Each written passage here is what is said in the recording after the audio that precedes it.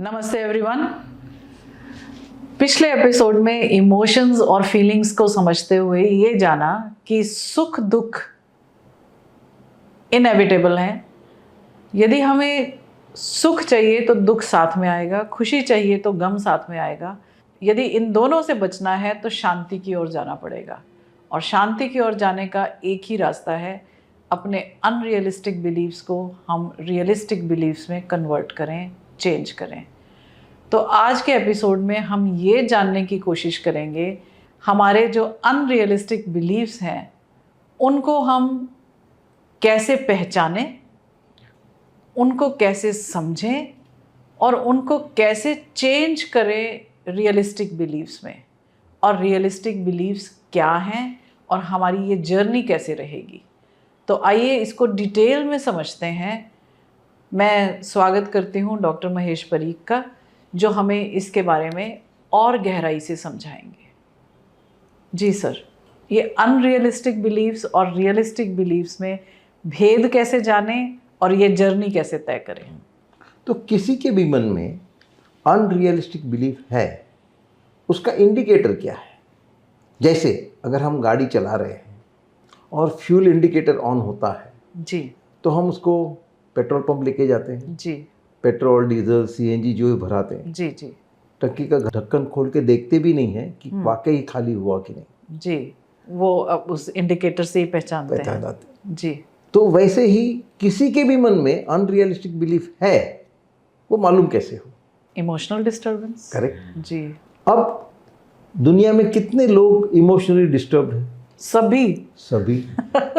इसका क्या मतलब हुआ कि सभी लोग इस अनरियलिस्टिक बिलीफ में जी रहे हैं। तो मतलब हमारा जो बिलीफ सिस्टम है फॉल्टी है, कंप्लीटली फॉल्टी है। ओके।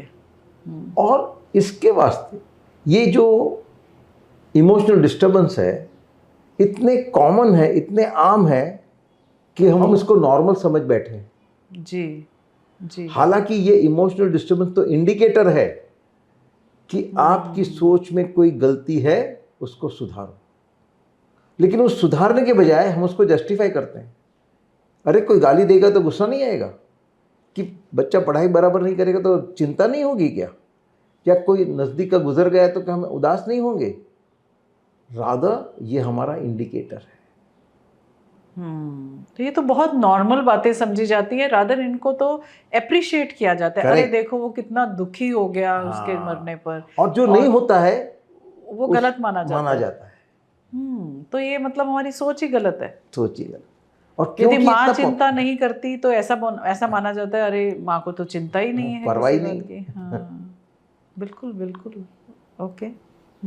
तो अगर हम इस अवास्तविक मान्यता को ढूंढने बैठेंगे तो किसके आधार पे बैठेंगे? हमारी जो अभी सोच है उसके आधार पे। यानी एक गलत मेजर टेप अपने आप को अपने आप से नापती है उसकी गलती ढूंढने के लिए, तो क्या वो मिलेगी? नहीं मिलेगी। नहीं मिलेगी। इसलिए हमको ये डायरेक्टली नहीं पता चलेगा, हमको बहुत इनडायरेक्ट वे से जाना पड़ेगा। वो कैसे? हमारे जो इमोशनल डिस्टर्बेंस है वो बताते हैं। तो जब जब इमोशनली डिस्टर्ब हो तो समझ जाएं कि कुछ गलती हुई है, यहाँ पर हमारा जो बिलीफ सिस्टम है उसको हमें दुरुस्त करना है। करेक्ट जी। तो फिर रियलिस्टिक बिलीफ कैसे ढूंढेंगे कि अच्छा ये वाला तो गलत हो गया, तो सही क्या है, वो कैसे ढूंढेंगे? इन शॉर्ट, रियलिस्टिक बिलीफ वो है कि जो हकीकत है उसके मुताबिक है। ओके जी। अब आपको एक उपमा दूं कि जब बारिश होती है जी, और अगर छत में लीकेज है जी, तो क्या होगा? पानी अंदर आ जाएगा। अब आप क्या करेंगे? वो पानी इकट्ठा करेंगे, चाहे बाल्टी रख के या कोई बर्तन रख के। हाँ, क्योंकि वो रिपेयर जब बारिश होती है तब नहीं हो पाएगा। हाँ, तो बारिश में तो रिपेयर नहीं कर सकते। करेक्ट।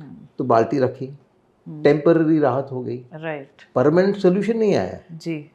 परमानेंट सोल्यूशन कब आएगा? जब बारिश रुकेगी और सूख जाएगी छत तो हम उसको रिपेयर करेंगे। राइट। तो इस उपमा में जो बारिश हो रही है वो स्ट्रेस है। जो बारिश हो रही है वो स्ट्रेस है। जी। पानी जो अंदर आ रहा है वो डिस्ट्रेस है। ठीक है, वो जो हमने पहले एपिसोड्स में बात की है कि जब डिस्ट्रेस होता है वो हमें नुकसान करता है। तो क्योंकि बारिश तो बाहर हो रही है, सबके लिए हो रही है, करेक्ट, हमारी छत लीक कर रही है तो हमें डिस्ट्रेस हो रहा है। जी करेक्ट। तो वो लीकेज क्या है? हमारी अवास्तविक मान्यता है। ओके, जो लीकेज है वो हमारी अनरियलिस्टिक बिलीफ सिस्टम है। राइट।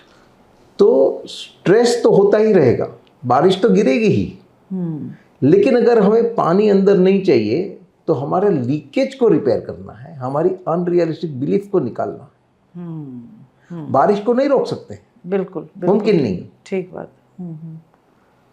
जो बाल्टी रखी वो टेम्परेरी मेजर्स है। जो टेम्परेरी मेजर्स जो हमने कहे थे कि आप रिलैक्सेशन कीजिए, वेंटिलेट कीजिए अपनी भावनाओं को, आप मेडिकेशन ले सकते हैं या फिर अपनी हॉबीज़ को क्रिएटिविटी को बढ़ा सकते हैं। जी, तो वो सब टेम्परेरी मेजर्स हैं। जी, उसको हमको इस्तेमाल करना है। जी। लेकिन फिर याद रखना है कि छत सूखने के बाद हमें रिपेयर करनी है। जी, है। जी, जी, जी, जी। बहुत अच्छी बात आपने कही कि बारिश जो है वो है स्ट्रेस, जो लीकेज है वो हमारा अनरियलिस्टिक बिलीफ सिस्टम है, जो बारिश का पानी अंदर आ गया है वो डिस्ट्रेस दे रहा है, वो हमारा डिस्ट्रेस है।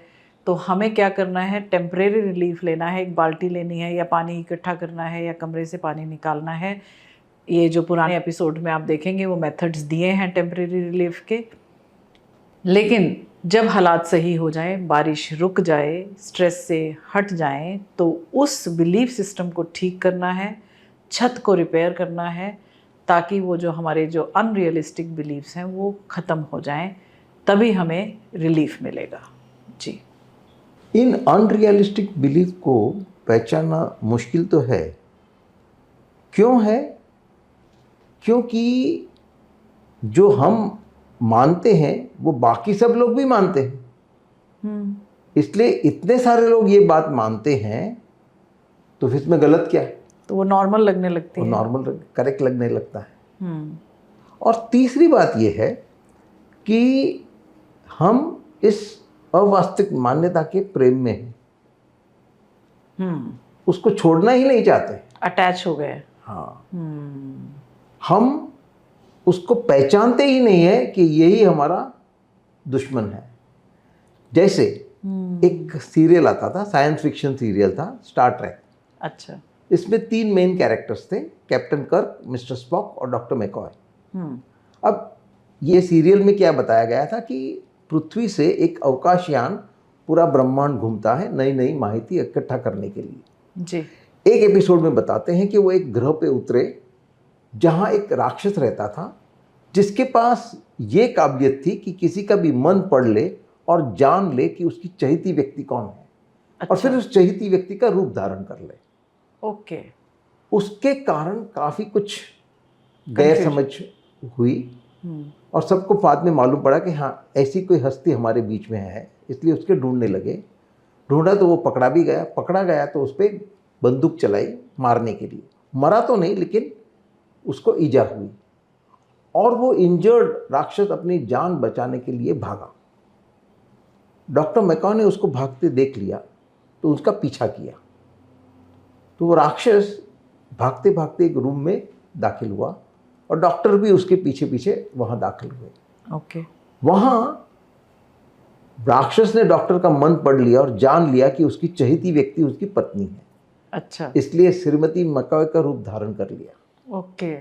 अब डॉक्टर उस राक्षस को ढूंढ रहे थे, वो अपनी पत्नी को वहाँ अचानक देखते हैं तो पूछते, तुम यहाँ क्या कर रही हो? अब क्योंकि वो ईजाग्रस्त था, इसलिए जो मिसेस मैकॉय का रूप थोड़े क्षण के लिए छूट गया।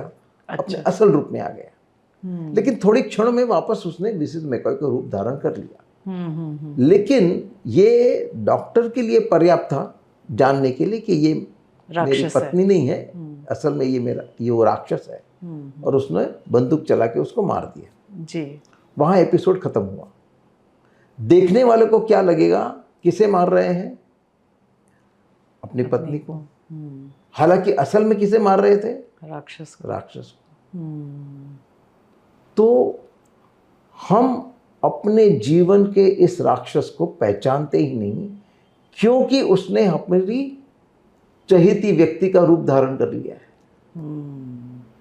सो ये जो अनरियलिस्टिक बिलीफ्स हैं वो हमारे लिए एक शत्रु हैं, लेकिन हम उन्हें इसलिए नहीं पहचानते क्योंकि उन्होंने जो आवरण या अपना जो रूप धारण किया हुआ है वो एक हमारी पसंदीदा व्यक्ति का है या हमारे प्रिय व्यक्ति का है। सर ये बहुत सारे ऐसे रेफरेंसेस हम स्क्रिप्चर्स में भी देखते हैं ना, कि जैसे अभी आपने जो एग्जाम्पल दिया है वो स्क्रिप्चर्स में भी ऐसे है ना कि कई राक्षस जो हैं वो आपके आसपास, जैसे सीता के हरण के समय रावण ने एक रूप ले लिया था, साधु का रूप ले लिया, या फिर वो जो हिरण का रूप एक राक्षस ने ले लिया था। तो ऐसे बताया तो बहुत कुछ जाता है लेकिन हम उसको समझ नहीं पाते हैं। हाँ। हम उसको कहानी के रूप में ही समझ के और उसको एंजॉय करके छोड़ देते हैं और फिर सोचते हैं हमारे भगवान भी कैसे थे, क्या क्या काम करते थे, पर उसके भीतर जो अर्थ छुपे थे या जो हमें समझाना चाहते हैं वो हम नहीं समझ पाते। तो ये बात बहुत अच्छी आपने बताई कि ये जो अनरियलिस्टिक बिलीव्स हैं वो हमारे इतने प्रिय हो चुके हैं और हम उनके साथ इतने अटैच्ड हो गए हैं, ना तो उनको गलत समझते हैं और ना हम उनसे छूटना चाहते हैं, उनके साथ पड़े ही रहना चाहते हैं। तो अब हमें ये समझना है कि किस तरीके से उन्हें पहचानेंगे और कैसे फिर आगे बढ़ेंगे।